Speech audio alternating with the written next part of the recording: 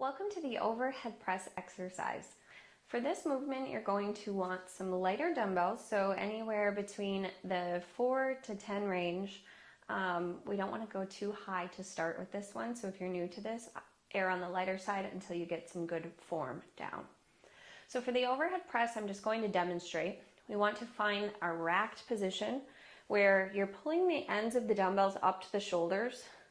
And the dumbbells aren't necessarily resting on tops of the shoulders, they're just coming to and barely touching. You want to keep the elbows hugged in so that the forearms are parallel. You don't want those elbows flaring out to the side as you reach overhead because that puts unnecessary strain on the shoulder. So as you push up, you're pressing those dumbbells up to the ceiling but still keeping them parallel to the floor, and hug your elbows up or your biceps up close to your ears. And then slowly lower back down to that start position where your forearms are parallel to each other. All right. So from the side, what I want to point out is that you aren't overarching your back to get the arms up, but rather you're keeping the rib cage knit down so that you can push up and use those shoulders. All right. The other thing is that you don't want the dumbbells to end too far forward, A, because you're straining the shoulder, and B, because you're not getting that axial loading. So you want the dumbbells to be right overhead so that it's stacked right over the shoulder and then over the hip. Okay.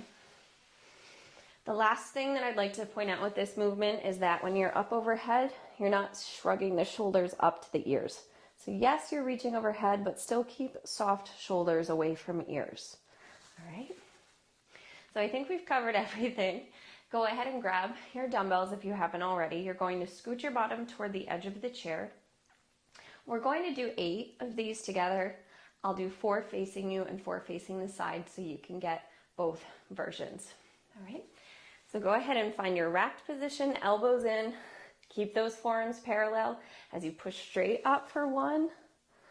Good. And back down to the start position. 2.